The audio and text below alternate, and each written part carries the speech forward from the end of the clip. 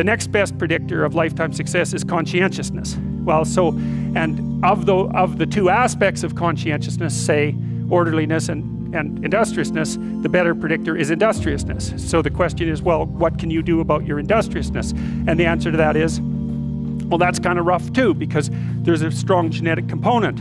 But you can work on micro habits with regards to your conscientiousness. And I think the best micro habits, this is partly to do with this future authoring program processes, I think the best thing you can do with regards to your conscientiousness is to set up some aims for yourself, goals that you actually value. And the future authoring program helps people do that. And basically it does a situational analysis it helps you do a situational analysis of your life more than a psychological analysis, I would say. And so the questions are something like, well, all right, you're going to have to put some effort into your life, and you need to be motivated to do that. And so what are the potential sources of motivation? Well, you could think about them in the big five manner. You know, if you're extroverted, you want friends. If you're agreeable, you want an intimate relationship. If you're disagreeable, you want to win competitions. If you're open, you want to engage in creative activity. If you're high in neuroticism, you want security. Okay, so those are all sources of potential motivation that you could draw on, that you could tailor to your own, your own personality. But then there are dimensions that you want to consider your life across. And so we ask people about, well, if you could have your life the way you wanted it in 3 to 5 years, if you were taking care of yourself properly, what would you want from your friendships? What would you want from your intimate relationship? How would you like to structure your family? What do you want for your career? Well, how are you going to use your time outside of your job? And how are you going to regulate your mental and physical health, and maybe also your drug and alcohol use? Because that's a good place to auger down, because alcoholism, for example, wipes out 5 to 10% of people. So you want to keep that under control.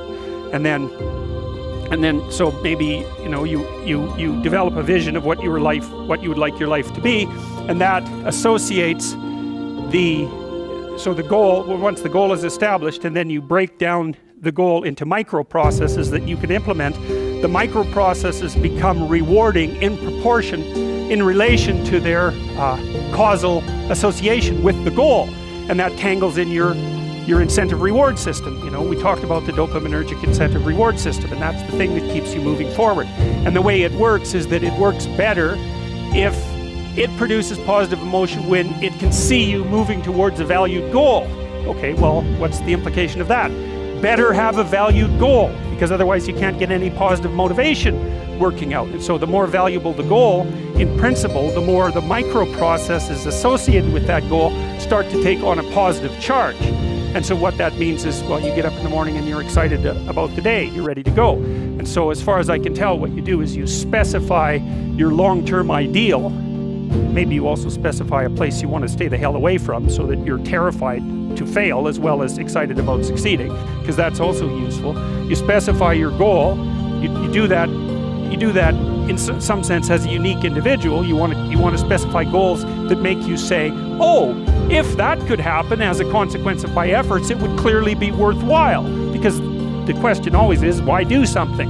Because doing nothing is easy. You just sit there and you don't do anything. That's real easy. The question is, why would you ever do anything? And the answer to that has to be because you've determined by some means that it's worthwhile. And then the next question might be, well, where should you look for worthwhile things? And one would be, well, you could consult your own temperament. And the other would be, well, you kind of look at what it is that people accrue that's valuable across the lifespan. So you do a structural analysis of the subcomponents of human existence, and already did that. You need a family, you need friends. You don't need to have all these things, but you better have most of them. Family, friends, career, educational goals, plans for, time outside of work, attention to your mental and physical health, etc. That's what life is about. And if you don't have any of those things, well, then all you've got left is misery and suffering. So that's a bad deal for you.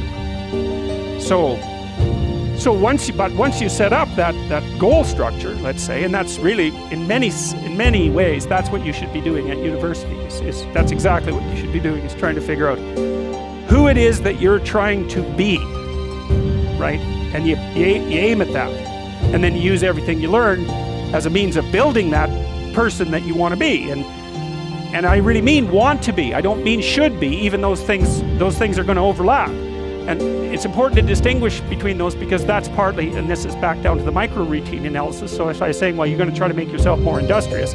Okay, number one, specify your goals, because how are you going to hit something if you don't know what it is? That isn't going to happen. And often people won't specify their goals too, because they don't like to specify conditions for failure. So if you keep yourself all vague and foggy, which is real easy, because that's just a matter of not doing as well, then you don't know when you fail. And people might say, well, I really don't want to know when I fail because that's painful. So I'll keep myself blind about when I fail. That's fine, except you'll fail all the time then. You just won't know it until you've failed so badly that you're done. And that can easily happen by the time you're 40.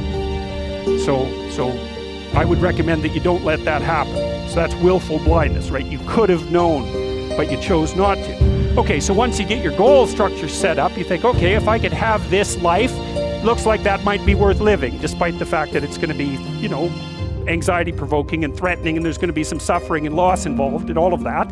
Obviously, the goal is to have a vision for your life such that, all things considered, that justifies your effort.